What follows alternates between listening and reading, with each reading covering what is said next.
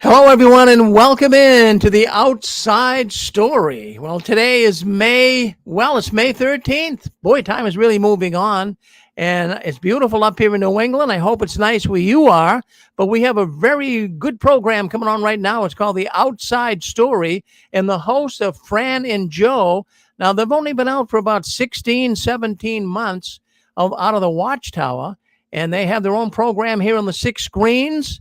And they are quite the two ex-witnesses. They're doing a great job exposing the Watchtower, and they have a guest coming on tonight. Well, I'll let Fran and Joe tell you all about that. So let's bring them on right now and make sure that they're doing fine. Hello, Fran. Hello, Joe. Hello, Rick. How are you and everyone? Doing good. So, anyways, so what's up with tonight, Joe? What's going on? Who are you going to be talking to? Well, we'll be listening to a story of Tim, present elder, ex-elder, and he's going to share a little bit of his story. That'll be helpful for all of us. Well, we're looking forward to it. I do know we have Tim on the line with us, so we'll be able to hear him okay. So why don't I disappear and let you kind of take the program away? But I'm here if you need me.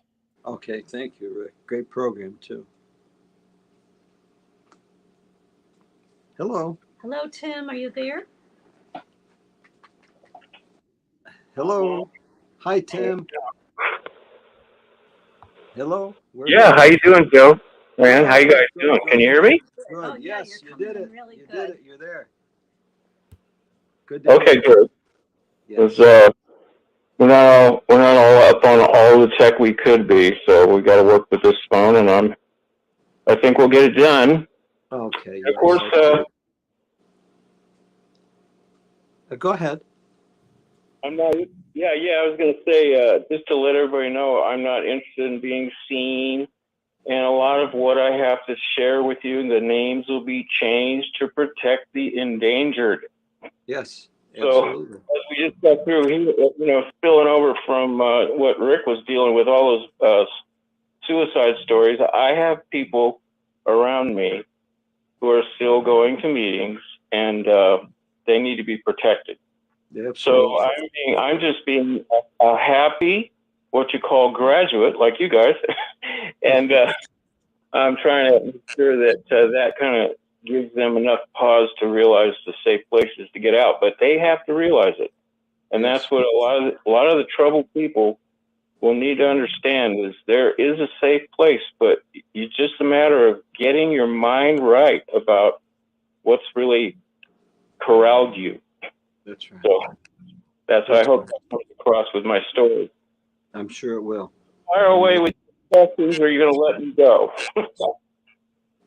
I'm sorry. Say again, Tim. Yeah, it's going to fire away with any question to get me started, or are you just going to let me go? Oh, I'll let you start, Tim. For a few minutes. You probably have a good place to start, and that's what we appreciate. Yeah, well, on the top, what I'd like to do is, in terms of like people feeling supported, this is a great program, and you are remarkable people to stay connected to on these bi-monthly shows you do. But I want to give credit to, the internet is hurting the monster that the Watchtower is. And some of the people that you can count on to be helpful in that way, I want to read them off that I've benefited from their YouTubes. Yeah. Let me get this straight. And yeah. And what I might say too, Tim, I think the others should take note of these different programs and people because they'll be helpful for them. Yeah. Right, and they can replay this, later on. So if I read through, don't spend all because there's quite a few of them. Mike and Tim, Mark and Cora, Faithful Slave, and then a long time back, I don't know if her stuff's still up, Evie Brooklyn. Then she was a very angry lady, but you have to be sometimes. Yeah. Free Monique, and I think she took her stuff down too. I'm not sure. A very entertaining girl who really cuts through a lot of stuff is Coach B Free from Atlanta. Shout out to her. Yeah. Millstone Research, Yeah, very good. JW Diary, Justin. Yes. He's remarkably helpful. I mean, to keep you grounded. JW Thoughts with Wally, Researcher Rose. She has a brand new video, about 18 minutes, worth your time. Self-Aware NPC. Goes into great detail. Quite a young lady, but very calmly just doles it out. Usually all she does is kind of like that website, JW Facts. Well, this self-aware NPC is very much like him, Paul Grundy. She just shows all the Watchtower stuff. Smurf Girl, she's going through a lot of trauma, but her videos are good. XJW from Arizona, Bo, and I think he's taking his stuff down too. He's getting harassed. Yeah. Kay and Marie did a mirror video of Bo on one of her latest videos. She's great. Ryan Cultastic, and I don't know what, I think it's JW Crisis with Gabriel Gonzalez. Hey, Gabriel, what's happening? And then Mike with the Shunned podcast. So it's very long, but you can learn a lot if you can take the time. It's tragic stories, horrible things, and that's what you need to know to get grounded. It's kind of an obstacle course, but you can do it. Stop the Shunning came down too with Beth from North Carolina. Her husband John had a video, a channel too that I watched. And then, of course, not to be overlooked, XJW, Critical Thinkers, JT, and Lady C. Yes. And then Jimmy Bell, Joe and Fran told you, gave you my number, bro. We can talk about red pill stuff. Call me back. And then you might notice that we're going to avoid any nonsense that comes from Croatia. That's just my opinion. So from that point, what's happened with me? How did I get in the religion? Well, I wasn't born in. And of course, I'm not a young guy. And this is where I start having to kind of be careful with identifying stuff to protect the endangered. Yeah. So I wasn't born in. I actually got baptized in the early 70s, before 75, at the age of, I was in my 20s.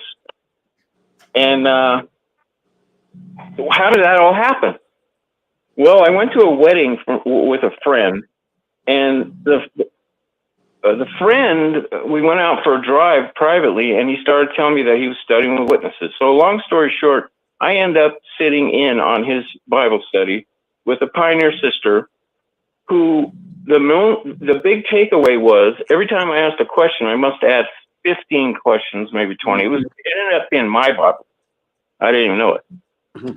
But the big takeaway was she grabbed her Bible and cited a scripture on everything I asked her. And I thought to myself, there's a lot about that book I don't know compared to her. So that was the hook. And in no time at all, the other hook was, this is the end of the world, Armageddon's coming, and if you don't do what we say, you're gonna go bye-bye, the dirt nap. So that'll get you when you're young. I happen to be married, and I was in my job was in the military at the time. So the wife at the time, this ended up to be divorced quite shortly. Her mother was a school teacher, so the flag salute and all this stuff about JEHOVAH'S, man. We had a little daughter, and that was not going to fly with her. And so while I'm off to work, the mother-in-law is, flooding her with, you gotta get away from this.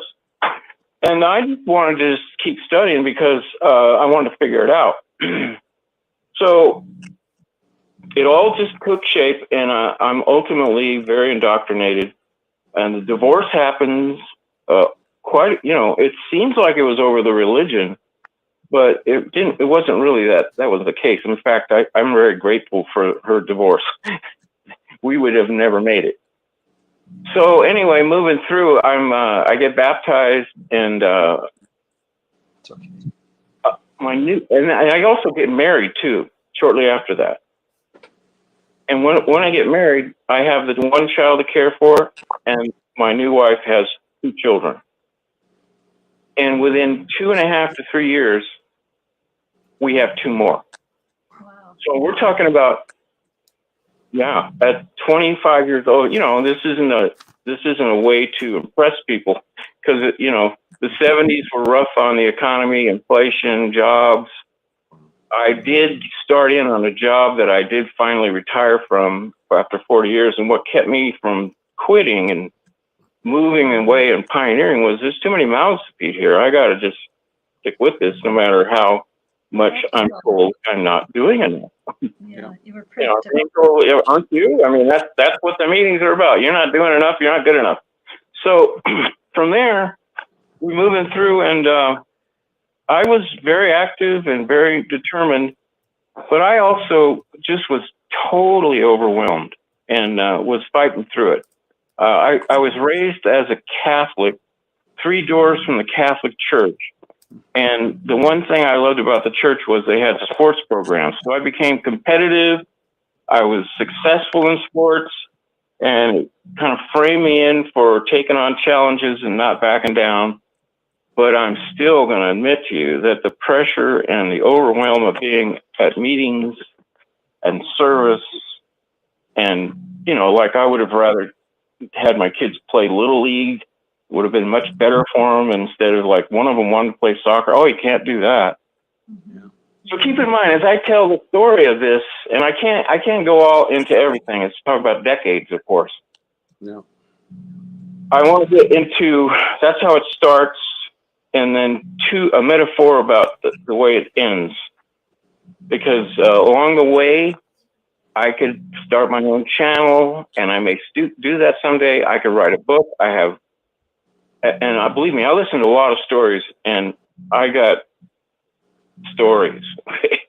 I mean, I got stories that compare. I mean, my wife and I have been through tremendous turmoil because of the religion. So let's just say this. Here's the metaphor for how it starts. Along the way, as you know, in the 80s and 90s, the Catholic Church started getting exposed. In fact, there's a great movie to watch if you want to know about that. It's called Spotlight. Remember that movie? I haven't seen it. I think it won an Academy Award. It's kind of a documentary, but it's the true story of the Archdiocese of Boston. Yeah, And I heard about it. Yes. Yeah, scandal of the pedophiles and the priests and all that stuff. That was breaking out in the 80s and 90s.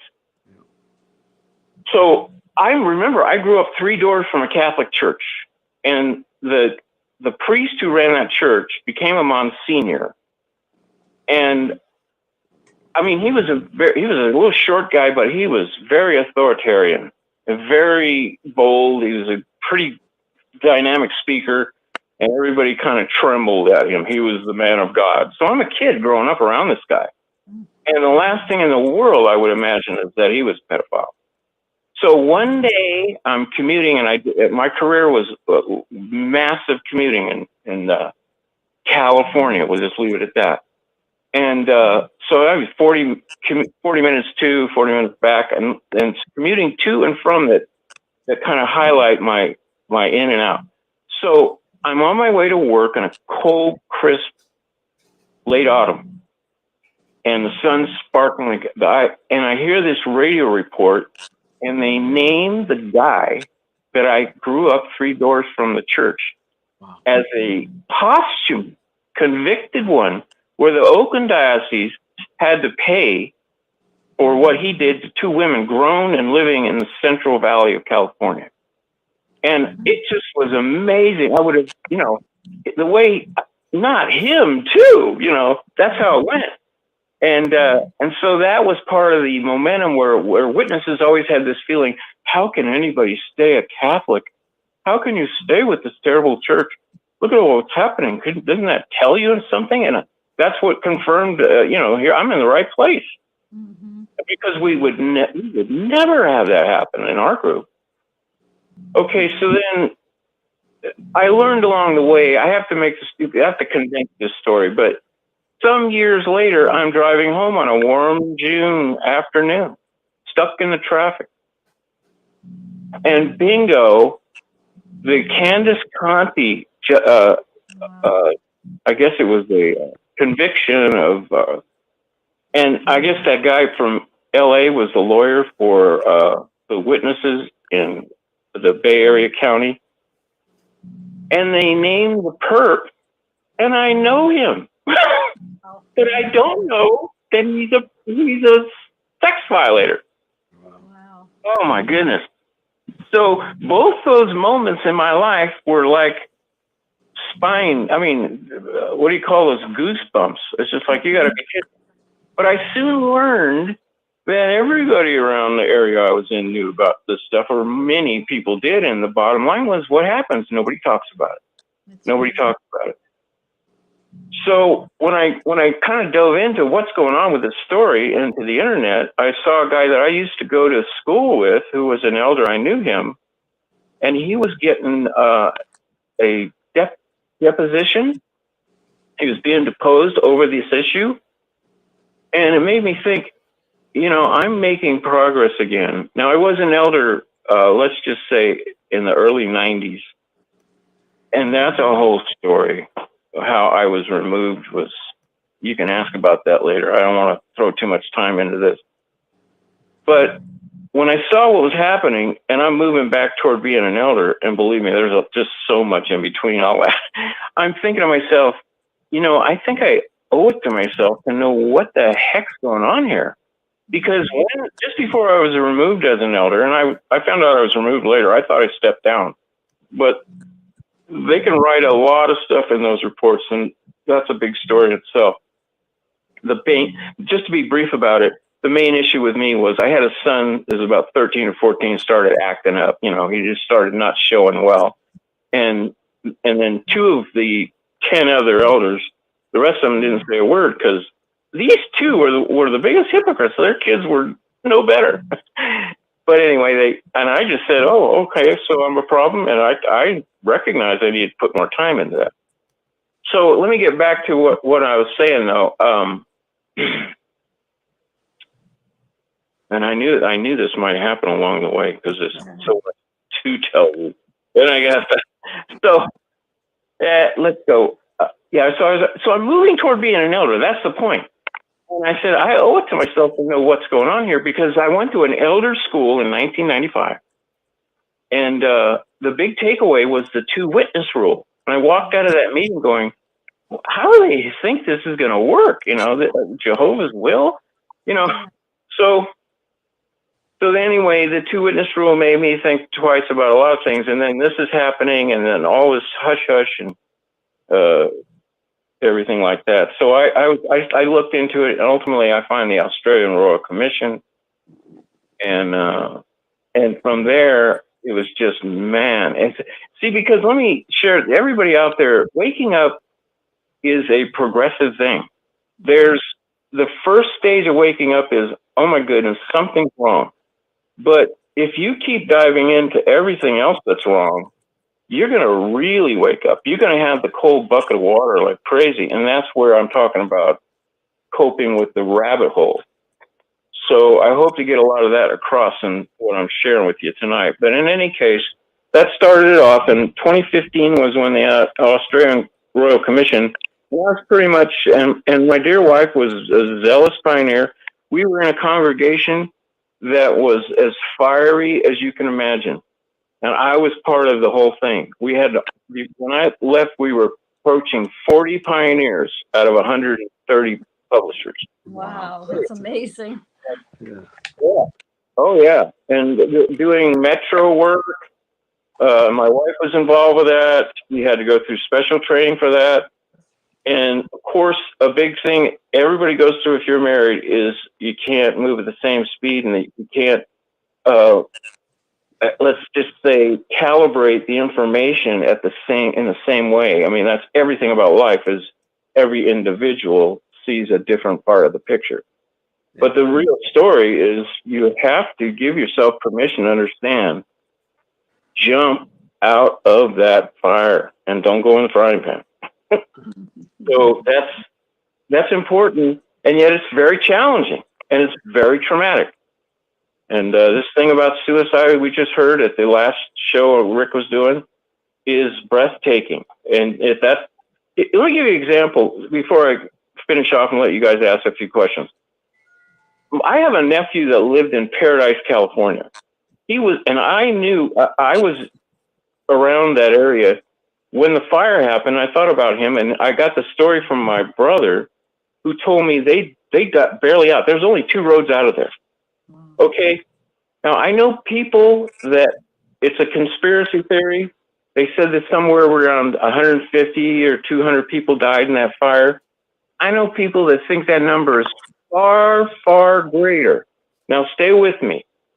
Far greater. So if there's some, and then you get into the PG&E lawsuit, PG&E, excuse me, and all those other things. But the bottom line is, might the government have reason to hide that number of deaths? And how could they do it? Well, it's very simple. You never let the survivors meet together in one place. Right. Let's just say there was 1,000 people that died. Then there would be, like they said, there's 200. Look, there's 1,500 relatives in here at this place. And there's more than 200 that died, clearly, if they were to allow that to happen. Now, flash into a talk that Garrett Loesch gave where he brushed the subject of suicide. So he touches the issue and kind of shrugs it off a little bit that, there are 8 million of us, and sometimes people get upset, and Jehovah knows. Well, from what you just heard on Rick's show, and if you're just tuned in, it's on YouTube. Go back and listen to the end of Rick's show this week. It's probably thousands of people regularly, and they know it. It's like they know how many people die from blood transfusions and suicide. And one person that called in during that show said that if people that many people commit suicide, how many more people are struggling not to? Yeah. This is what people need to wake up to. So I'm going to calm down now, because you guys, it's your show, and you guys have been so encouraging to so many people, and I'm glad to call you my friends. And that's what people need to understand. You got to start understanding you're not alone. You can get through it, but you got to understand that it's the trauma is real, but I'm into health issues, and I want to say that a lot of things you'll hear about holistic ideas are mind, body, spirit. Your body, your health can be an issue that keeps you down. It's like a wheel, have cycles of moods. And there's a lot of fundamental things in life, like exercise, sunshine, fresh food, humor, and loving relationships that'll help all of those type of issues. And that's what I like to refer to as grounding. In a physical sense, tree huggers have a point. There's energy in the earth that can help you. And we're so synthesized, we're so chemically altered. I could go on and on about all the things I know about that and bore you all probably. But in any case, you got to be a fighter, and you got to connect with people that really love you and want to help you. And they are out there. So whoever's listening, that's the case. So this former elder is all about graduating like my friends, the Carinos. So I'll leave it there for you guys to ask anything you want. Well, thank you, Tim. I applaud you for everything that you've not only gone through, but you present now.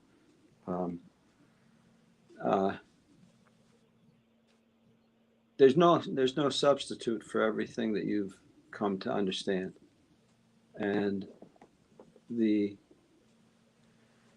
that's what everyone else needs to understand.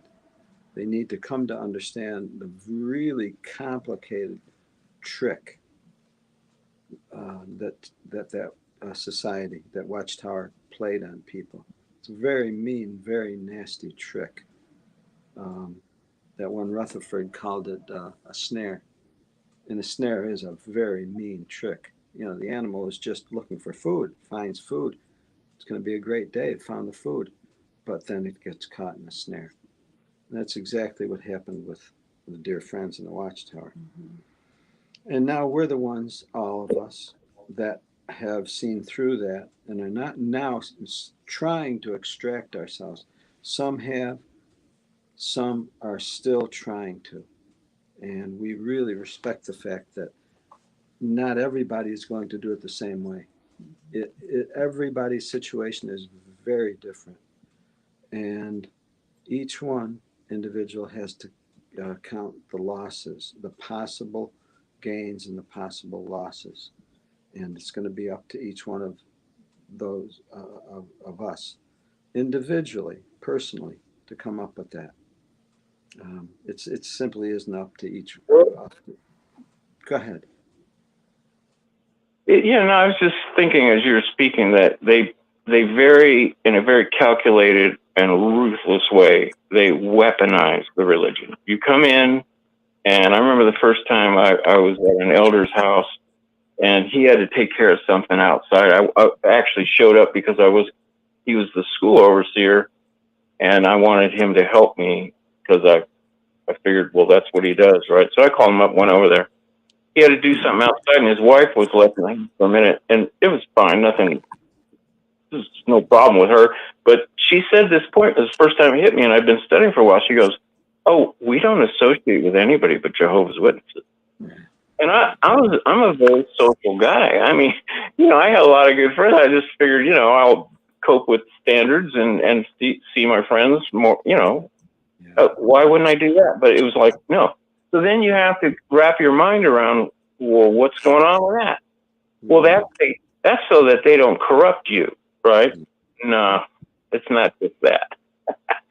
No, it's now you're only associating, and of course you're only going to marry those only in the Lord and associate with those, and then they even govern your dialogue. Are you an encouraging person to talk to, and all these things? So that's all the mind control, and now you're in that thing. And if you're in that for a while, there are nice friends you'll meet. There are competent, successful people you'll meet. People that are managing well. And so, what's wrong with religion? And of course, I'm glad to associate with these type of people, but that now is the weapon against you, because once you find out what you can learn, and now we're talking decades later of a religion that I believe sometime in the mid 70s, they predicted, and we didn't do that. Baloney. Baloney. There's a million videos up on that. Yeah. They did do that. We were there. But my wife and I were there. So. Yeah. Thank you. So they weaponized the religion. See, we weren't there, but we've seen those videos. And I'm glad you mentioned that. You mentioned they isolate us. And they would say so that we aren't corrupted, but it's the exact opposite. They isolate us so that they can corrupt us, that they can corrupt us from balanced thinking, from healthy practices, from our minds being opened up so that we can think critically, and every one of us at some point, in some way, thought that they were offering us a great deal, and I will say that. They made the offer, and we had to accept it. I'm going to place the responsibility on myself, and anyone else can do the same if they wish. But if we didn't accept the offer, it never would have worked. So I'm going to place that responsibility squarely on myself for having accepted their offer. And now, we've talked before, and I'm the same way, Joe. And I told you guys a story, and I'll tell the listeners. When I accumulated that moment of when everything just came together, and you went, "Oh my God, this is not the truth." Right. And there's even from that point, there's a whole lot more to it. I backed off the computer, and I said, "What happened?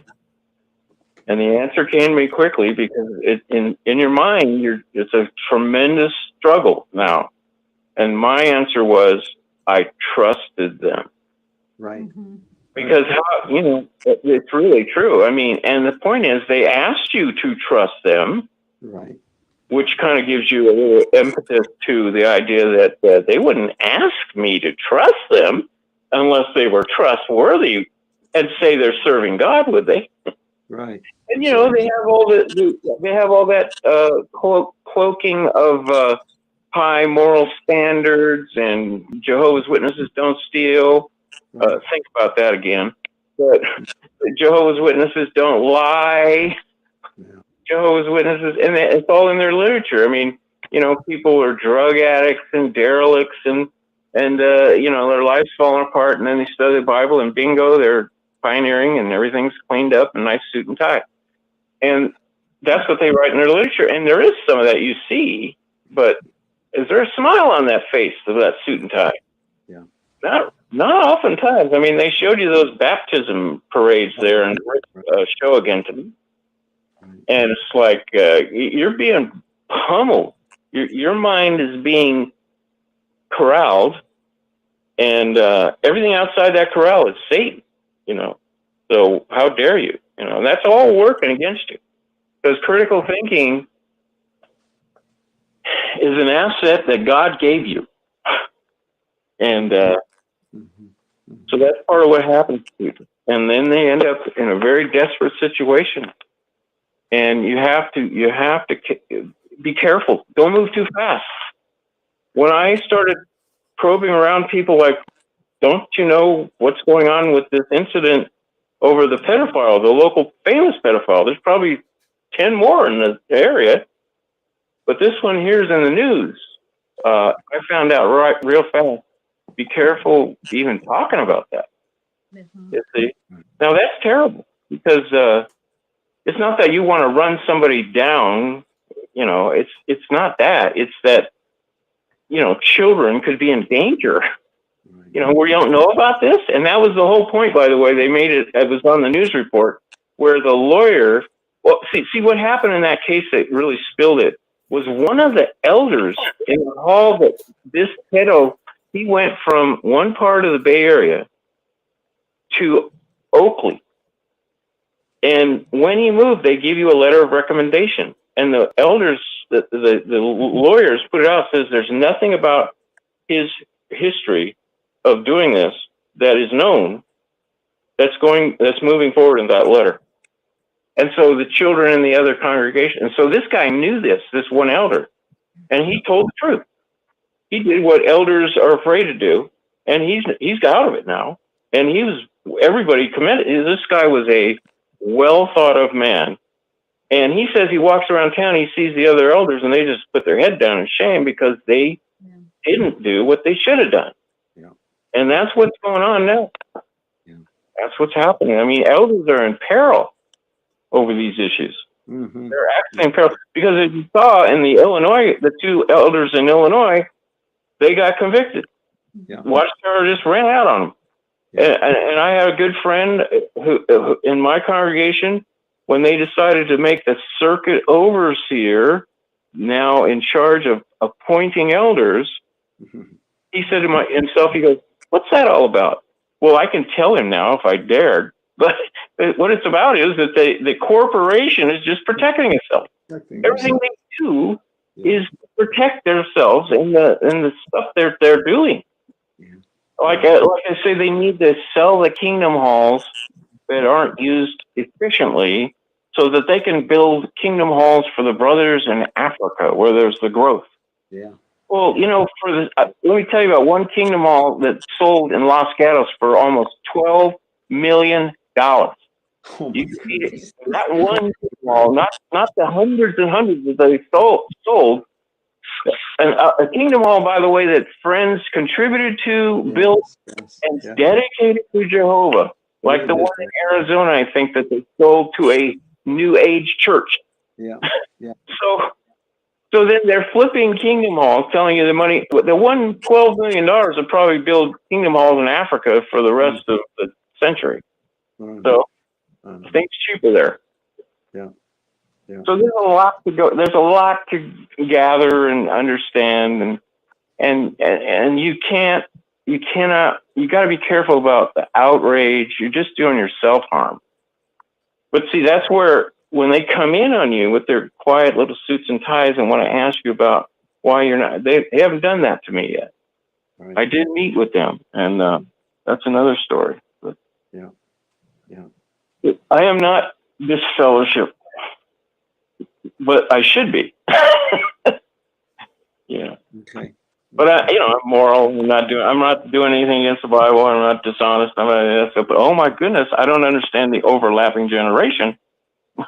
Explain to me. I don't Explain. think too many do. No. I don't think too many do understand it. No. No. It's a test of faith.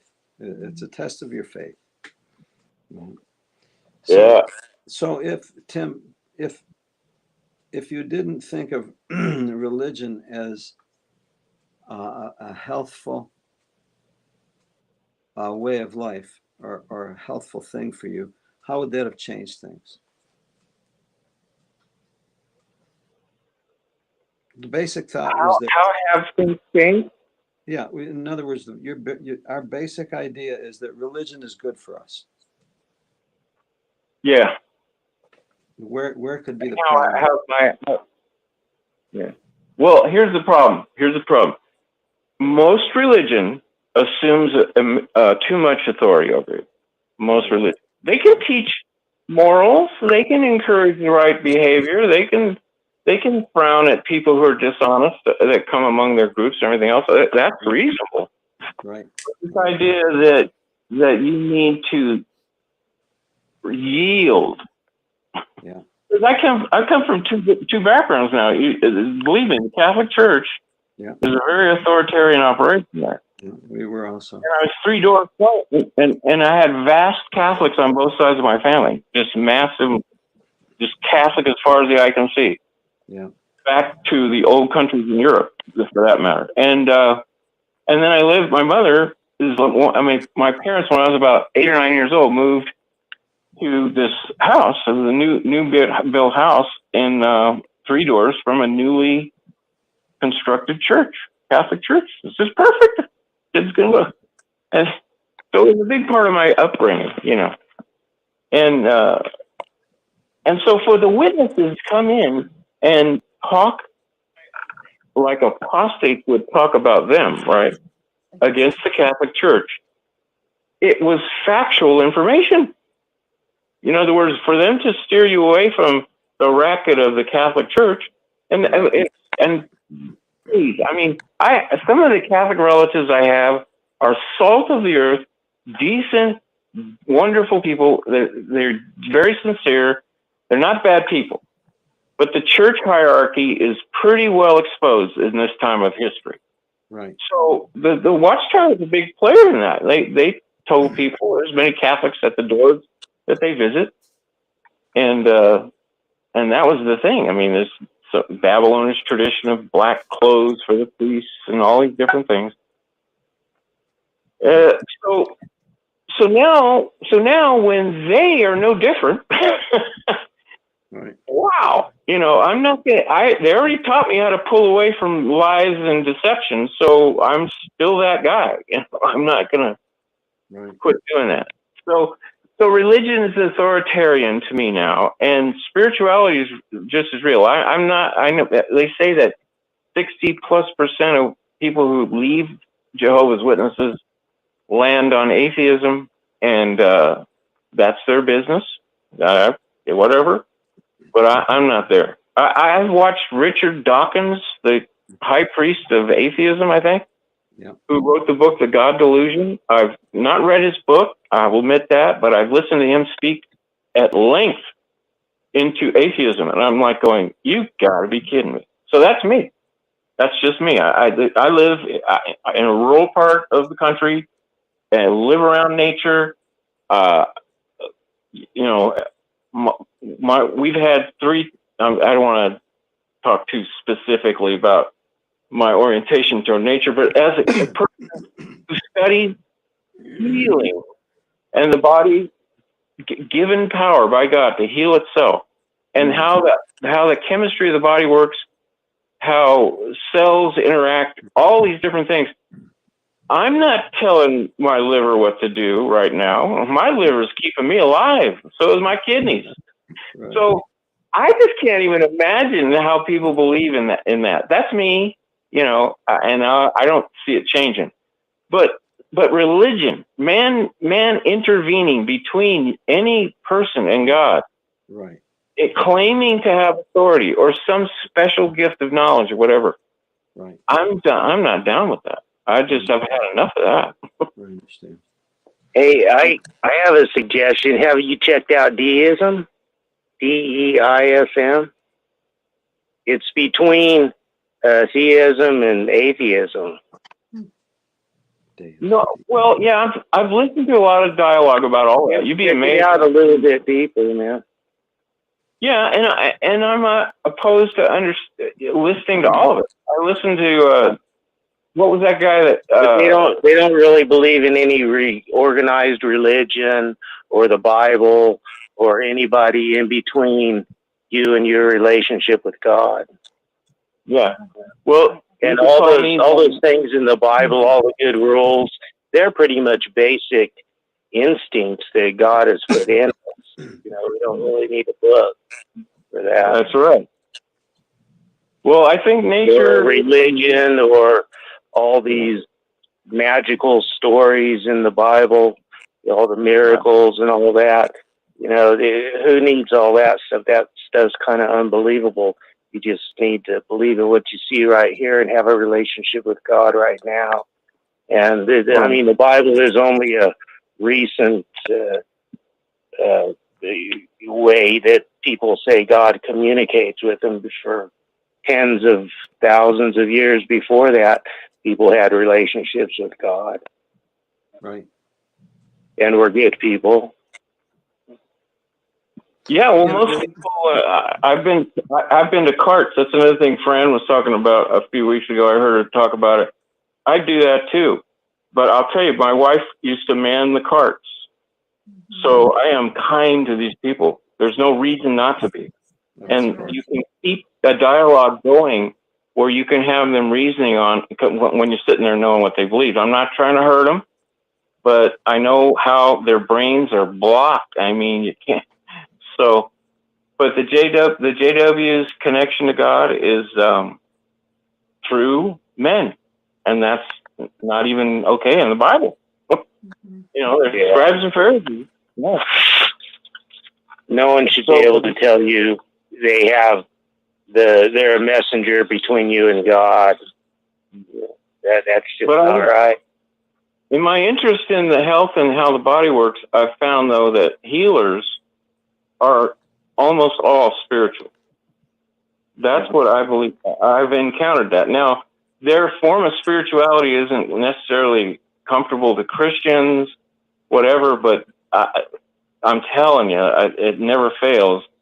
You have to respect when you're a holistic healer. There's a book people can look up. It's a great book. It's very entertaining. It's 40 years old.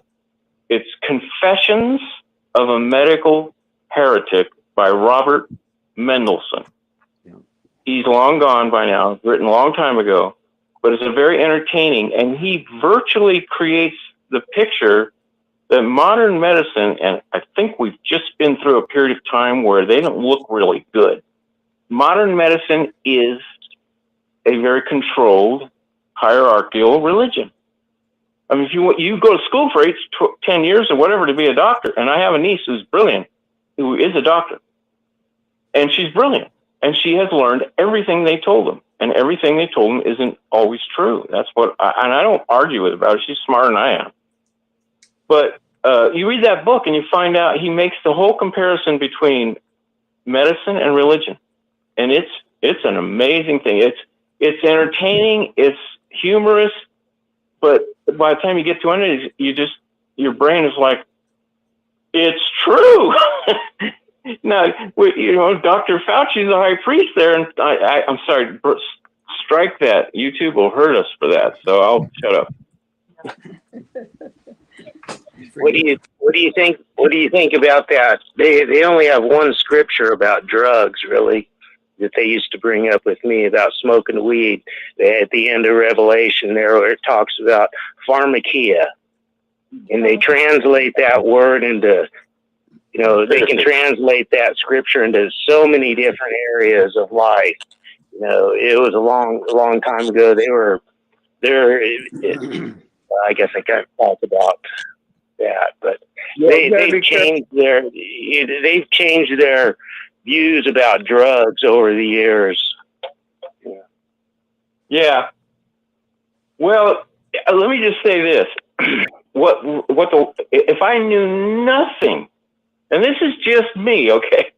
If I knew nothing about ARC scandals, cover-ups, if I knew nothing about that, and I was sitting in a Kingdom Hall listening to them say that 98% of the Bethelites are jabbed, clearly implying that, and then you couldn't do certain things unless you were. I had a visit by an elder came up. They used an excuse to give us something, whatever. It was him and his wife, and he's under the gun because he used to be my group overseer. So he came up, and that was a hot issue at the time. And without even blinking, I told him, and I used the word, and this is just me, folks. I mean, do the research. Keep in mind that everybody who's been canceled agrees with what I'm telling you right now, and that's the reason they're canceled.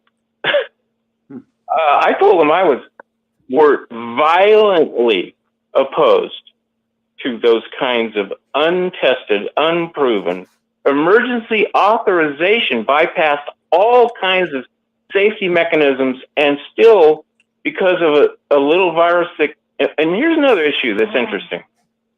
I shouldn't talk too much about that. The Jehovah's Witnesses tell you that 20,000 people or so died. That ratio of death among them is way higher than the world. So anyway, that stuff's out there, and it's much worse than what I just said. But that's not what we're talking about. My wife is elbowing me, and I don't blame her. Good information, Tim. When I was a little kid, they used to tell you, unless you're really sick, you should be at the meeting. It was almost like they do at school or at work. You have to really be sick to miss a meeting. If you have a stomach ache or you're coughing or sneezing or whatever, tired, you need to make it to the meeting anyway. They have sure changed their idea about that issue. And I used to be sick every year. I'd be sick all winter long because of all the kids and germs. It was the dirtiest place or germiest place I had to go in my life. I was always sick from that. And ever since I quit going a long time ago, I'm not nearly as sick as when I went to meetings. Mm. Well, the other way too is remember they got tarred and feathered. They would rather be tarred and feathered than stop preaching. But now we shut down the whole thing. So yeah, Tim, I was thinking, and is that also I forgot your name. Who's Kurt? Is that Kurt? Oh yeah. Yeah, I agree. Yeah. A lot of the stress from going to meetings would make people sick. We talked to a former. He could not even get up. He got so sick and so depressed just thinking of going to the meetings. Right. And what about the kids that got to get up and go to school? The kids that aren't doing their homework because they're at the meeting? What about just a lot to think about all the way through, There's a lot, just a lot. But I got to calm down. I go off on some tangents, and I should apologize. No need to apologize. It rained in. No need to apologize. These things are they stole from us. They stole from us. They hurt us. They did all these things that we never expected them to do because they're representatives of God. Yeah. And if you asked us, we would have said they are God's representatives. They deceived us. They're not representatives of God. They represent themselves. So the question. So another element, Joe. Go ahead. Yeah. Oh, well, Another element in this whole pattern is if you come in the early. I have an exhaustive library, but I'm not throwing it out because I don't know. I just want to undo that if I got to make that decision. And now, 3 magazines a year, and it's recycled, simplified, super infantile level. It's not the same religion. It's not even the same stuff at all. The video thing. What if we had to acknowledge the fact that what was happening and what's been happening is a very progressive operation to achieve something that we didn't realize? What if we were to look at it for what it really is, and we saw all the changes that took place and acknowledge the fact that it was very, very progressive and advancing to achieve something. Agenda word, right? Yeah. In other words, that's the agenda. Every one of us wants it to be what we wanted it to be. In our mind, we wanted it to be what we wanted it to be. But if we were honest with ourselves and honest looking at it, we'd realize, wait a minute, it's nothing like I thought. Where's the honesty come in? Yeah. Well, it's quite a whiplash on the brain. That's I would say every other Watchtower has a complete whiplash. In fact, recently they did a video, and it was all about how this midweek meeting that Rick was talking about earlier, and the talk starts out with, "We rely on Jehovah. We trust Jehovah will protect us. We're assured that we have Jehovah's protection." And then it swerves into get your go bag, start buying rice. That's what they did this week, and it's like that's Watchtower studies do the same thing. They'll lay out a social problem that everybody's familiar with, and they'll go along with how most people cope with it, and we understand. And then they swerve into some extreme cult exclusive behavior that you must comply with. And they do it in the Watchtower almost every third Watchtower, at least. It's just amazing. I am not reading them lately, but I caught that before I left. It was interesting to go to meetings for some time, knowing what was up, because that just really nails it down, man. Yeah, I just referred to it. Yeah. Right. Yeah.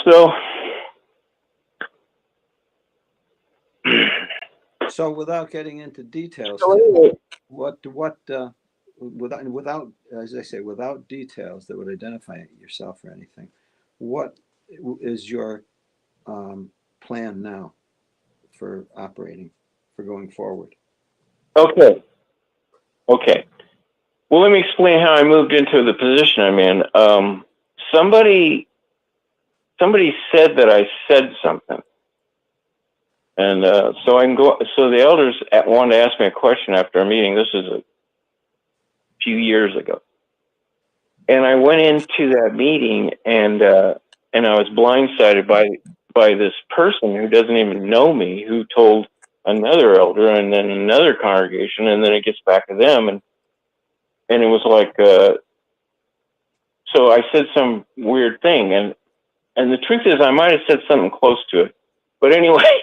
Because I was concerned about this person who was a Bible study who had 3 kids, and I thought, well, you need to know about this issue. Right. So,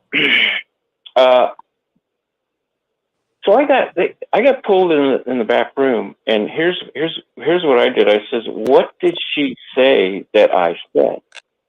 And he read a quote, a written quote, and I could honestly tell him, I did not say that. And I did, and it's true. I did not say what she said. It was kind of like how, 10 people are in a line and starts one place. And so I left it there, and they didn't try to pin me. But I proceeded to explain to them why that kind of discussion might have come up, going right to my experience. What am I doing? I'm driving home, minding my own business, and bang, a major news radio program is detailing this scandal. And so I explained everything about it to them. I said, I referred to the school I went to about the 2-witness rule and all that stuff to these two guys. And I didn't know if they wanted to follow up or anything. I did dance a lot. I was thinking about my son the whole time. Like, this gets any further, this is going to be a real problem because, I'm liable to say what I really think. So the current disposition is that it's their move. It's their move. I'm not going to no meeting. I have no interest in that. Actually, we did go to the memorial out of respect for someone in the household. I went to the memorial, and I went bearded and properly dressed. And and I went to a place that doesn't know me, by the way. So, but there was an elder there that was in the other group that I knew. So he knew me, but he didn't say anything. And it was kind of like looking at somebody standing at a cart. I mean, the witnesses they look very just, I don't know. They're getting zombified, I think. I don't know, Mm-hmm.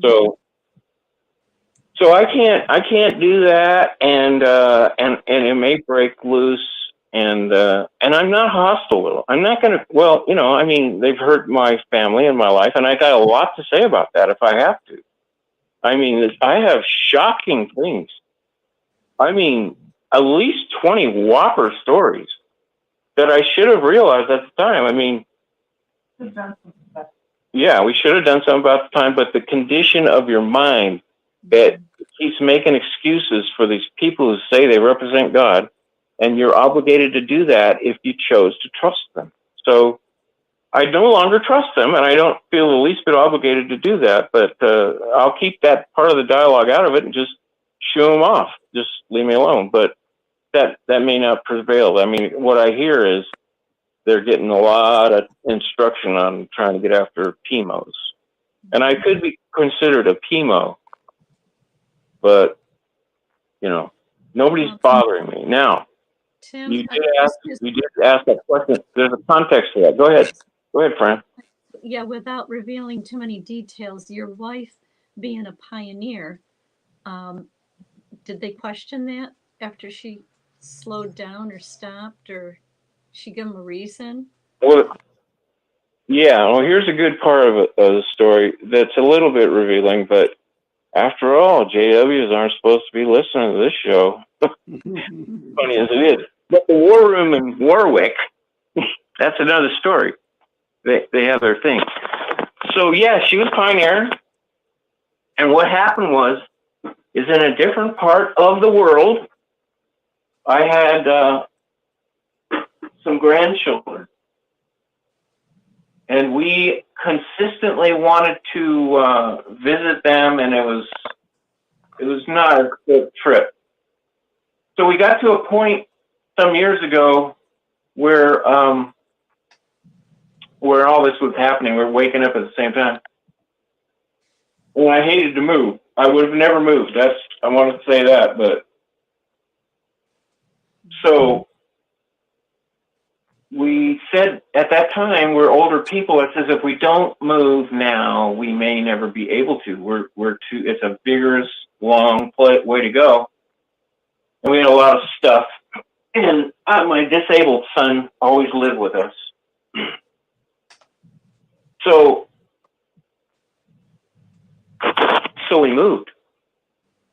we moved. And what happened was interesting. In the hustle and bustle of moving, we determined to go down to the former area and go to an assembly there. And I saw the secretary, because our papers didn't go up there. My wife is asking the new elders, what's going on, with the letter of recommendation? We have this stuff. in the meantime, I had some leftover work. I was still working at the time in the other state, and I kept doing that, so I was missing some meetings, not really grieving about that. And then there was an incident where she injured herself seriously. Well, I don't want to tell them all this kind of detail. Okay. So the injury is specific to her, but I'm not going to be specific. So there's a reason for us to not be plugged in, in a very seamless way, so to speak. So she asked the coordinator, "Where's the paperwork, right?" And he goes, he asked her if her name was a different name than her name. Okay, so that different name was a person who also moved at the same time. So then I saw the secretary at this assembly, and he had this sheepish look, which he was on the know that he sent our paperwork to the other hall and their paperwork to the hall we were in. Oh, dear. So there's a long delay. So finally it comes through, and she's injured, and I've missed a lot of meetings, and here's the phone call. He says, we have your approved assignment. And I said, oh, okay.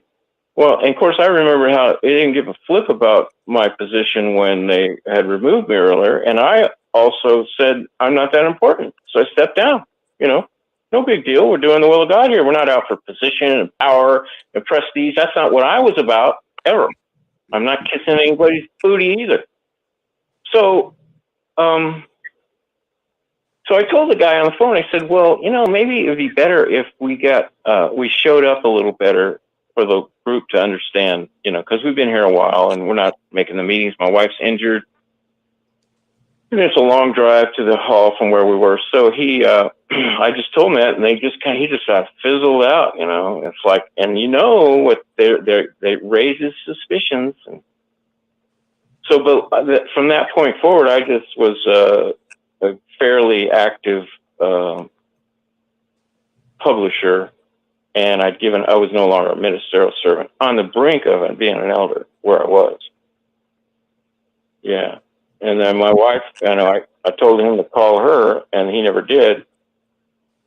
And so the interesting thing was, we go to this other hall, we go to this other assembly, and the old pioneers from the other place says, "Are you still a pioneer?" I said, "No." And it just changed the whole mood in a minute. It's because of that. It's because she got off the list. So back to your question, Joe. Well, what am I going to do? I feel like it's their move, and they shouldn't make any move. Under oath, Jeffrey Jackson said, "We're not out to bother anybody. We're not police." And they always say that, but they are police. But they lie. So they do lie. They will pull that rug from under you real fast. They lie. And I'm just not the type to flinch, really, because I got this down. Here's my position. When I studied this stuff and did this research, I'm trying to prove that it's not true that they're liars. I'm trying to persuade myself that they're not liars. I didn't want to believe any of this negativity. Yeah. Because it's so profoundly troubling and it messes everybody up. But that's when that's what I talk about. Waking up is staged much. You first figure some stuff out. If you're a listener out there doing that, the rabbit hole is as deep as you can imagine. I mean to tell you, I think Jesus said something like, if that light in you is in fact darkness, how great that darkness is. You get me? So they're not just little white lies. These people are serious. Let me ask you another question, Tim. How can we stay connected with them in any way without getting hurt? You can't. You're going to get hurt. I anticipate that. Yeah, maybe you can move. That's one thing people do, and don't give any forward information. Right. Okay. Right. No, look, I recognize everybody has a different situation. and they're going to develop a different strategy, and that there's Yeah. no textbook answer for it. There really, and I'm not gonna think there is. Yeah, and I wouldn't.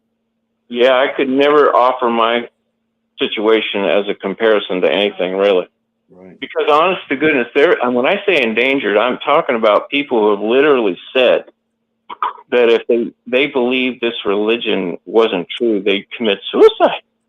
Yeah. Quote. I know. And here we just got through listening to that on Rick's show. I know. And when you really think about what they're doing to people and how they're not going to stop doing it, and you're trapped, and you love your family, and you also love truth, and you want to be authentic and in cognitive harmony, and they're saying no, you can't do that. You know, this is kind of a brutal example or picture, but for a snare, when an animal is caught in a snare, and if, let's say, the trap was underwater, and the critter gets trapped in that trap underwater, if they stay underwater, they're going to drown. Their arm is in that trap. It's not uncommon for them to chew their arm off so that they get away safe.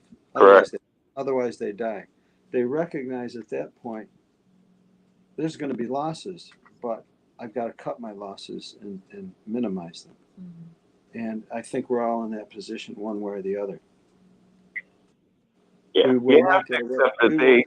We will not get away without losses. Right. It's kind of like what does the mafia do? I mean, or the Mexican mafia, or whatever. They can hurt the judge, but the judge is going to be much more yielding to them if they kidnap the judge's son or grandson or family. You see, when they do that, then it's not just you. If it was just me, I'd be blazing on YouTube about everything I know, really. And if they force that, they're going to get it. You know, it's no one. There's a saying that says you can either beat them or join them, and no doubt that a lot of the friends who recognize their badness have decided to join them because they know they can't beat them, and they know that. And people in villages near these criminal cartel issues, that's what they do. They get up every day. If you're in a where warlords rule in Africa or whatever, I mean, it's not something to envy at all that they're stuck in those situations. And here's a religion that has done similar things to people's lives, and it's hard to face that. But that's what, the more you look closer, very close. I mean, K.M. Marie, it's within her, she puts a video out at least 3 or 4 times a week. And she has one where she mirrored Bo from Arizona. Bo said he's going to quit doing things. He got to take care of his family. Bo goes deep on some stuff about money laundering and the World Economic Forum, and my goodness, I mean, you think, no, they're not that bad. You get into what they have investments in. In every cases, I mean, you can chuckle just to balance yourself a little, but it's just very outrageous. So we have to acknowledge the fact. So we have to acknowledge the fact that we are were part of a criminal organization. Yeah, and that was the word that was in this thing that I said, and I wasn't remembering it. There was a number attached to it or something, but I used that. I think I could have used that word criminal because it really is what's going on. It's absolutely criminal. It's absolutely criminal.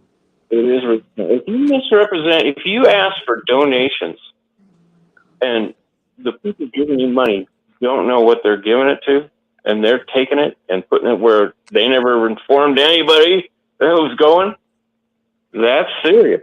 That's crime. I know. Oh, Tim, maybe we can hear from someone else if someone else would like to call in. If anyone else would like to join in. It's almost over. No, it's good.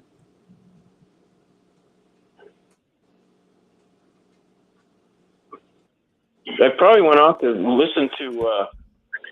How you guys Self-aware. doing? Well, listen, folks, we We're want you all to come in. Why don't you speak up right now? Let's talk to Tim. He's coming on tonight. He's an ex-elder, and you got him on the Outside Story program. So come on right now. Say hello to Tim.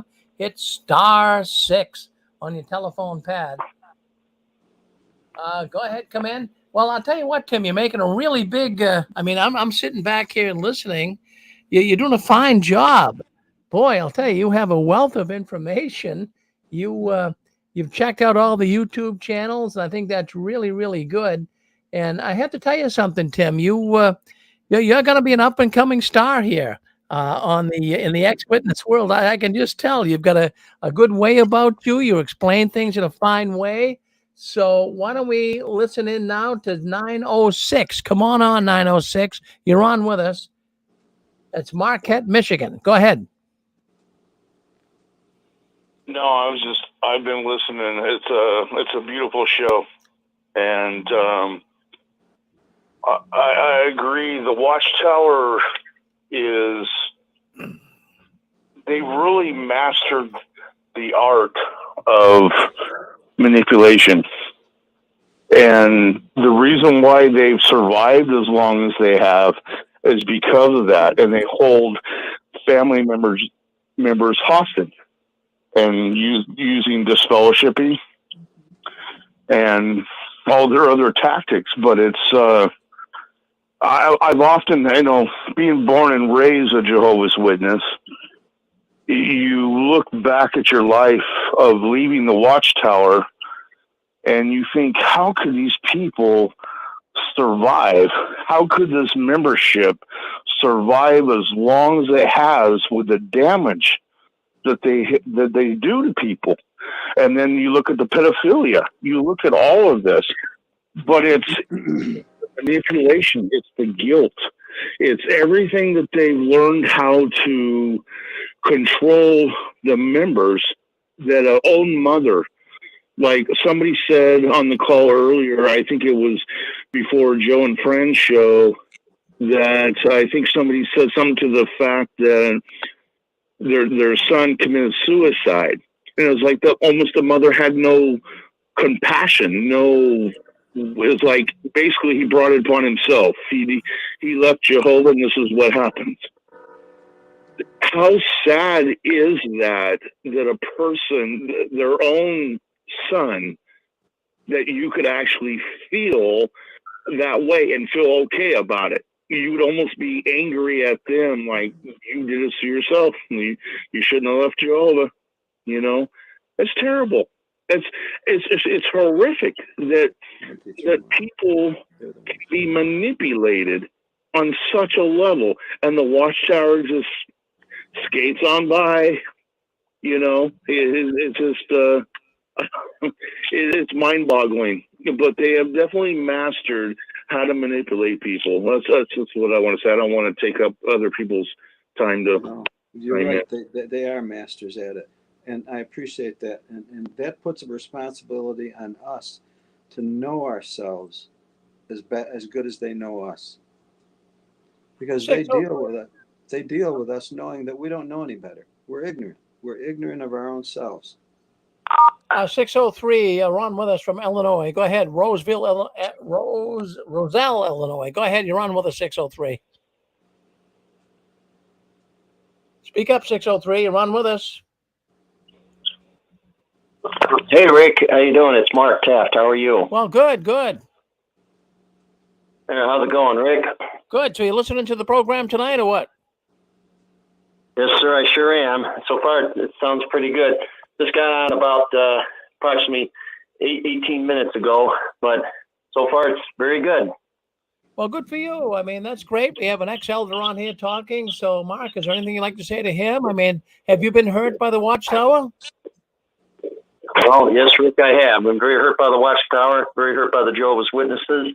I would count the governing body too. I've been very hurt by all of them, including my family, you know, all my cousins, relatives, my mother, my brother, my father, and a stepfather who really hurt me brutally. And it was a very bad experience. It was pretty traumatic, and I can relate. So I know a lot of other ex-Jehovah's going through the exact same thing. It's very sad, but that's the Jehovah's Witnesses for you. That is the Watchtower for you. That period. Well, that's good. I put a period on it because that's what they do. They hurt a lot of people. Well, Mark, thank you very much for dialing in. We really appreciate it. No problem. How about 925? We got 925. Come on in.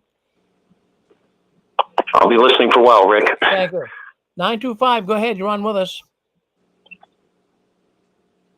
All right. 480, you're on with us. Go ahead, 480.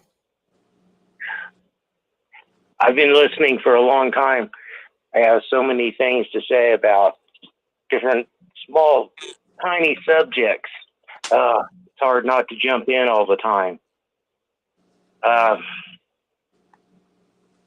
I wanted to tell you a real quick story about my suicide story. Is I was always in trouble with these guys. And anyway, I don't know how to start. I was close to suicide. It's a long story before that. But I was praying to Jehovah, I'm going to do one last thing. I'm going to give it one last real hard try.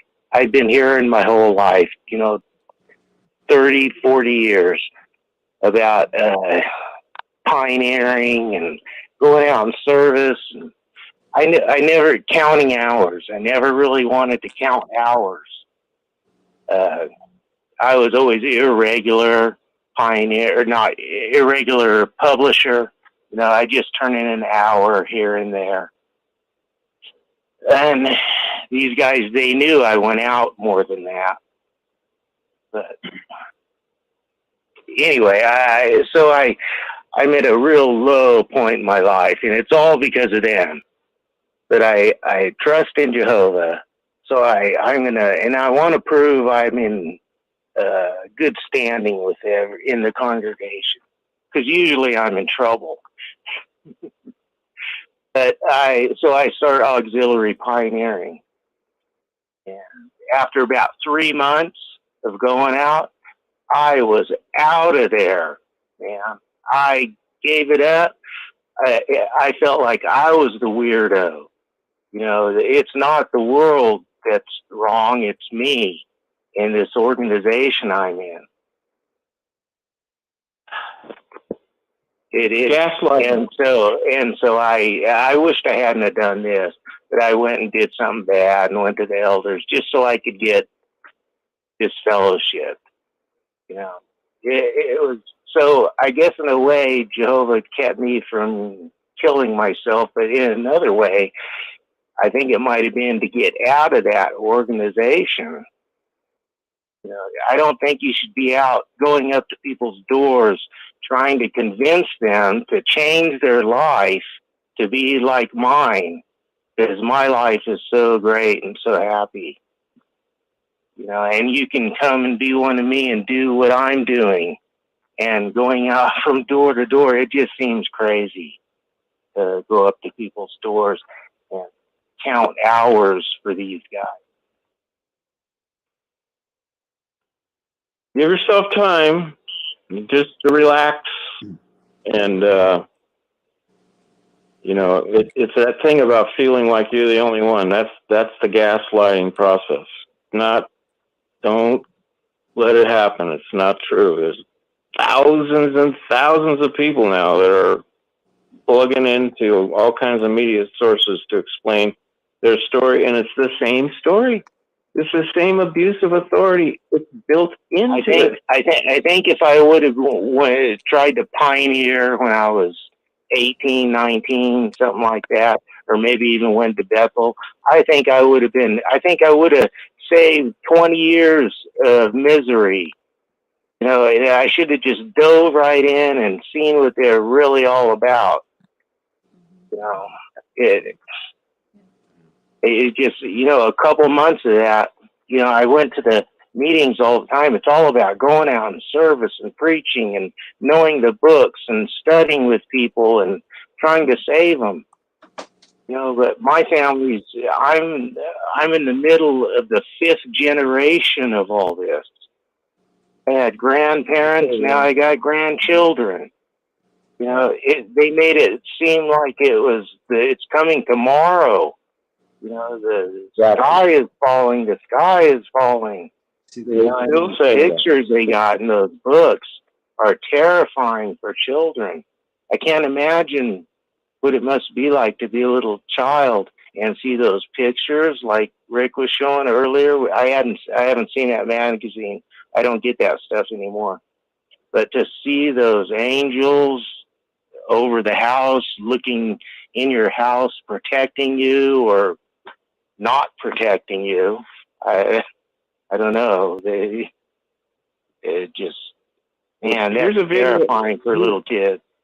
Yeah, here's a video to check out on this subject. It's fresh video, self-aware NPC, and the thumbnail has a big capital letter, soon. It's a 40-minute video, but it just goes through the whole history of telling you it's coming tomorrow, which has been done. It's a psychological ploy, fear-mongering. Like the last of the last, the last of the day before the last day, Stephen Lett. 50 years before they started making to-go bags, I had one. And I slept like a fireman. And I had my boots and my pants, and I could roll out of bed, step in them, and throw a coat on and run, because Armageddon's here. That's the way I thought of Armageddon when I was like 5 years old. Well, I hope I might have missed the point, but I was right there with you, man. It affected our life, our well-being, our finances, our stability. All kinds of decisions we made in the context that Armageddon will be in Paradise Earth next month. But you know what? If you ask any of them, do you think it's going to be here tomorrow? No one thinks it's coming tomorrow. Well, tomorrow they won't be done with their new movie theater. You can just kind of put that out. But I mean, if one of them comes up to your door and you ask them, do you think it's coming tomorrow? No, they don't really think so. They'll say we don't know. Yeah, I should record some of these things I do at the cart, man. I take everything I've learned over the years and I just apply. Here's a conversation platform. Isn't that kind of an easy target though? I mean, get those guys. Well, I just see them. I saw one in an airport, and I just said, "Well, my wife's going. What are you doing in the airport? We've got to go." I said, "Well, I'm learning stuff. I want to learn how to crack these minds." But here's a platform for a conversation. Truth is not altered by what we believe. And then another one. All assertions are true or untrue. We talk a lot about what we're not sure about. When you make an assertion, and they do, and they've been wrong about many of them, just get that framed in. All assertions are true or untrue. So who told the untrue? Was it the men or Jehovah? And how do we know what you're talking about now? So, and that's a little aggressive there. I usually spread it out a little further. But think about, truth is not altered by what we believe. Whatever is true is still true. Whatever God's design is still going to have an outcome that is his will. So that's still there. It doesn't go away. So many have given their power away in what is often called dispensing salvation. Don't ever give another human being the power to dispense your salvation. Thank you. And that's the clinical, technical, cult literature term for it. Dispensing salvation. Do not let anyone else do that to you or for you. Yeah. And don't let them bring it to you in a pretty package and you don't know what's inside, you know. And so many of the people on the last show that took their own lives, they had given their power away thinking that someone else had dispensed their salvation, that was the only story. How dare mortal men in any state, New York State or any other state, tell any of us humans what our relationship is to the supreme being that created the universes, plural. That's it. And we've all woken up, and I call it the betrayal, because it does involve a complex of emotions that can take a long time to process. Yeah. And, you know, just as a I think we're toward the end, if I'm not mistaken. I just want a closing thought. Your biology can be enhanced to weather this storm. Don't eat junk food. Don't indulge in too many excesses of anything, because it impairs you. There's new technology that's really reasonable to access regarding stem cells and how you lose stem cells over time. And I've been working with that. Drinking water and journaling and getting adequate sleep. Most of us were sleep deprived even in childhood on, because we had to go to those meetings at night when we should have been doing homework and having a sleep time. So just something as simple as a regular sleep time now to have self-care. Most of us didn't learn proper self-care. We can dress for business real nice, but, you know, we were just pushing ourselves too hard, all of us at all ages. Yeah, well, part of the many stories I could tell is my interest in health that I found very riveting for my own personal stuff was always like, hey, you're overboard, man. Don't worry about that. And so, but that's okay. I'm just sharing. I would always tell people do research. I always share an idea. I look forward to the book that you mentioned. I look forward to that. Oh, yeah. Read that book. I just wanted to mention the phrase dispensing salvation. Don't let a group of people do that. Good point. Best to you, and it takes time. That's what everybody should give themselves. You know, now, you know, life is sadly short, but, you know, when you get into a frenzy, you're going to do more harm than good. So certain things take a methodical approach, and this is a serious problem, but you can engage the problem, and it gets better and better. You just need to know you're not alone, and you need to go to the areas of reinforce everything that's true that you can get a handle on. That's it. Don't let people manipulate you or exploit you ever.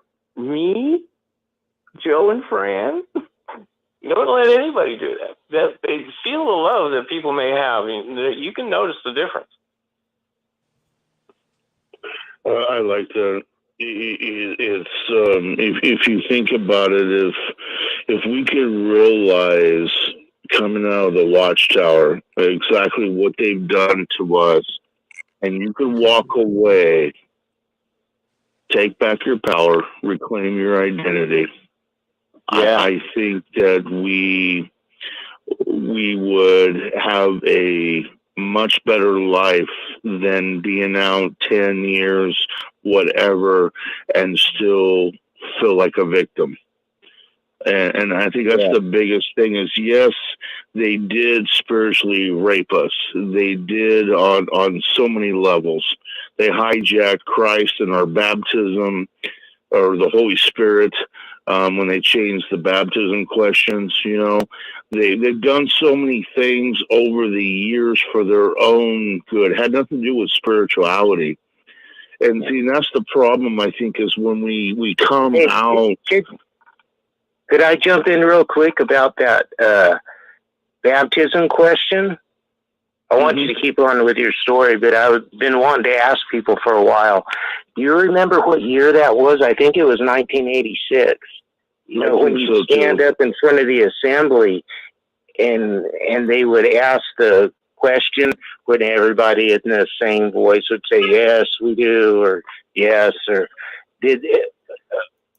How did Father, Son, how did Holy Spirit? They changed it. They changed it. Didn't they change it from like worshiping Jehovah to worshiping the organization or the, you know, the governing body? It went from Father, Son, Holy Spirit to Father, I think a Father, Son, and Spirit directed organization. That's the word that they changed. So in a sense, and this is just my opinion, I could be completely wrong, but when the Bible talks about offending the Holy Spirit, well, that's the one thing that they did with the baptism. That's supposed to be a personal relationship. It's something that you do that because you're giving of self. You're dedicating publicly to that you're surrendering yourself, right? So when they say Father, Son, and Spirit directed organization, they hijacked the Holy Spirit at that time. Yeah. Now, I could be wrong. Well, that was it. Daniel, that's the year I got baptized, and I got a real big surprise when I heard that. I'd heard that question for 23 years, and it changed that year that I got baptized. And I went up to the guys and tried to ask them, you know what? Because I was 23 by now, and I'd been in my whole life. And I'm thinking, wait a minute, what did they say? And nobody would really explain it to me. But I went on with the process. You know, we went to the motel and had the baptism and everything. But I have never, ever in my whole life felt so in my guts, in my mind, in my heart. I had such a icky feeling. I was in such a bad mood. Everybody was acting weird, I thought, but I guess it was because I did. And I just did not. It's like I got harassed for 23 years and went and did it finally because just pressure. And I'm not that kind of guy to give into pressure like that. I'd say it's the only time I ever did. And man, I was pretty much out mentally after that. It was an awful, terrible feeling deep within my Well, gut. it was a terrible feeling. We got to move. We got to move on here. We got a lot of people who want to call in. So if you've called in already, just kind of hold back a little bit. This one person has been trying to come on here for a while. Let's go at 925. 925, come on. I know you've been trying to come in for a while. 925, come on. How about 403? You want to come on? 403, you're up next. Go ahead. Hi, this is Brian. I just wanted to make a comment on the gentleman that was being interviewed there. One of the comments was that the idea that you need to make a claim on your freedom, and that there's some collateral damage when you leave. But I think people should remember that don't count that as much as you're thinking. Now, yeah, there's going to be these family issues, and believe me, I know all about them because I experienced it. But the freedom that you gain, and I don't care whether you go off into another form of Christianity, which I would normally tell people to do, but if you don't, it's a really, really great big wide world on the outside, and there's a lot of things to do with your freedom. And I would suggest to anybody that really wants to reclaim their own personality, once you get that freedom, start a business. Start your own business, whether it's small, it might grow into something big, but start a business and make that, for a while at least, your life. Because what that will do is when you create a business where you are the master, you realize that you have as much intellectual and spiritual energy as the people who used to have control over your mind. And once you see that you've created a business where you make a living, you make money, you are the master of your life. It has an amazing therapeutic process on you, because all of a sudden you are the master. You realize that you can do the things that you need to do with your own life, and the shackles start to fall off. So that would be my single most important suggestion that anybody can go and do. Whether you're going off into some other Christian religion and you want to make that your life, that's fine. If they've wrecked your faith completely, which is a disaster, it's too bad that so many people come out and they're atheists afterwards. But the fact of the matter is that Christianity has always had an apocalyptic side to it from the very beginning, that the second coming is going to happen. And these people are just another iteration of things that have gone on from the very beginning. And right now they're in a very, very bad place. I don't think it was the case at the beginning, and I don't think it was the case in the 1950s and 60s and even the 70s, but it's gotten worse since then. So if you're leaving, sink your teeth into something that you can really create of your own, something you'll be proud of, something you can make money with, and run your own life, and it will do wonders for you. That's all I want to say right now. Well, thank you. Thank you very much, Brian, for coming in from Calgary, Canada. What we'll do, Joe and Fran, wrap it up. We got about we hold on 1 second. We got about 3 minutes left. So go ahead, Joe and Fran, wrap your program up. Yep. So if you're leaving, get your... Fran and Joe, can you hear me? We're here. Yeah, we're here. Go ahead, Fran and Joe. Just go ahead and wrap your program up. We got a few minutes left here, so go ahead. Okay. Yeah. Thank you. Tim, you still there? Yeah, I'm still here. Okay. Thank you, Tim, for everything you've offered. We recognize what you're going through, and I'm sure that just what you are going through helps others to realize that they have a purpose, and then they have something that they need to work on as well. It's inspirational knowing that there's difficulties, but yet there's people working hard at them. Can I say something about Mother's Day? I just wanted to say Well, something. your life's worth. I just wanted to say something about tomorrow.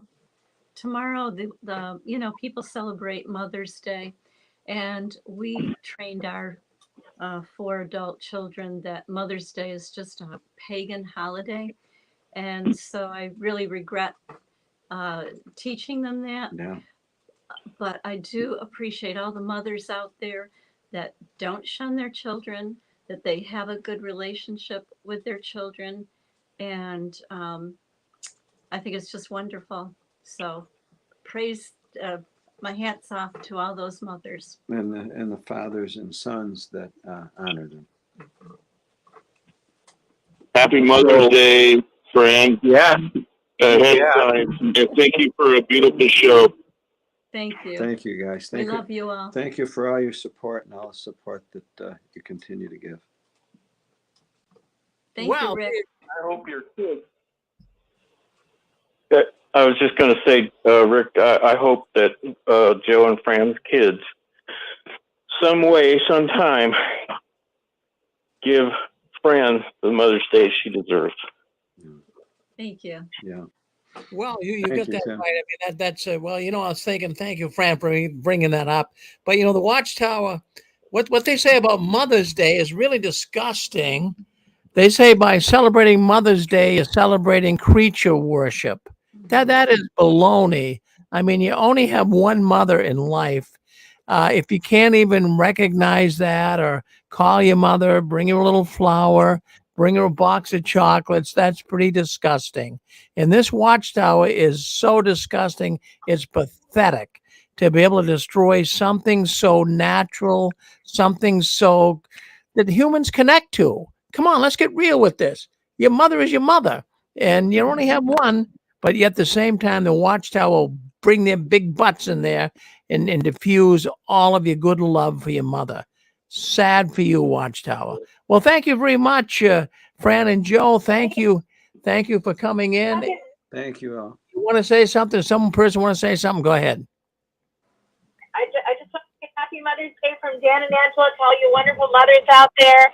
Thank you, Susan. We love you. And thank you, Fran and Joe, for being a good mom and dad to everybody out in the world there lately. And keep it up, guys. And we just love y'all. And y'all deserve to have the best Mother's Day presents in all the wide world because you are very, very special and very loved. And we love you very much.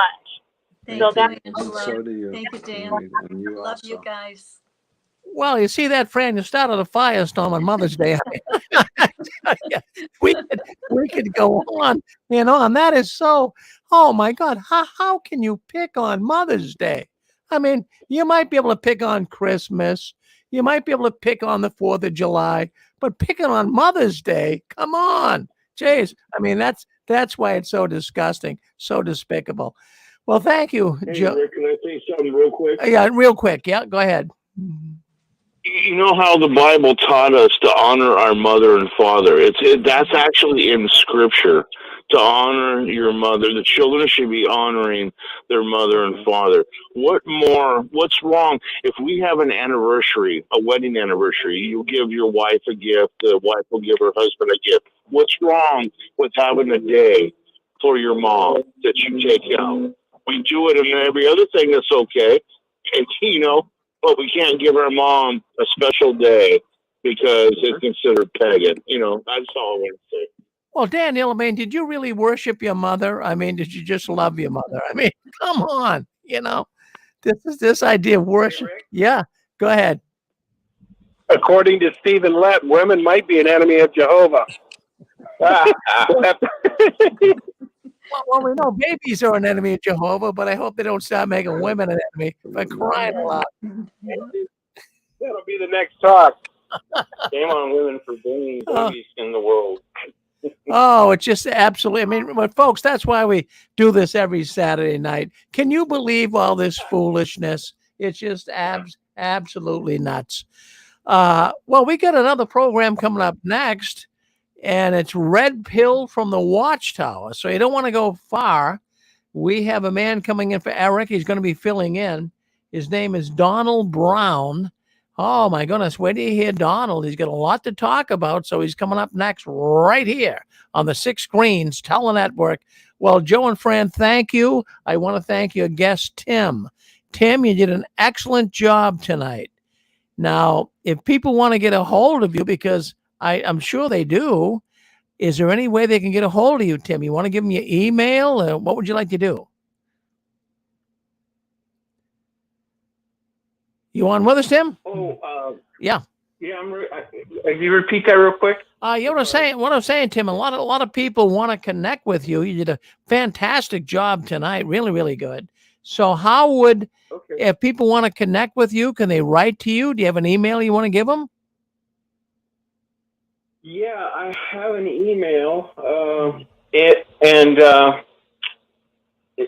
Joe and Fran have their email out there. I hate them to fence my emails, but if I give it out here, then people can track me. And all right. No, you don't have to do it. But so I don't mind people trying to reach me. In fact, Rick, I'll be in touch with you about a couple of things if you don't mind, where we'll figure out a way to get that done. Yeah. Well, what to do is write me at jwworldnews@gmail.com. And yeah, I'd like to talk to you further because I believe we can have you come on more often. You have a lot to offer, Tim. So contact me, jwworldnews@gmail.com. Okay. Yeah, and if anybody wants to ask me any questions, I would I'm very happy to tend to that. I just hate either you or Joe and Fran to be doing any of that work. Yeah, no, don't. I don't want you to get. In other words, we have a lot of people that do come on the program, and for various reasons, they gotta remain anonymous. So don't you worry about that. We understand that. Don't worry about that. But Yep. I will take questions, and I'll be back. We've talked again, Rick, and I'll make myself available. Oh yeah, make yourself available because we're gonna get you back on here. We do this program every Saturday night, so we'll get you back on here and talk again. Okay. Great. Thank you, Tim. Real good. Thank you, and thank you, Joe and Fran. All righty. Well, anyways, friends, stay with us. We are now going to another program. We do have Donald Brown. Boy, you heard him last week, was it? He came on. My goodness, that people love Donald. So Donald's coming back on. He's filling in for Eric tonight on the Watchtower Red Pilled. I mean, have you been pilled by the Watchtower? Well, we're going to be talking about that tonight. So let's end the program right here. We'll start our new program. So don't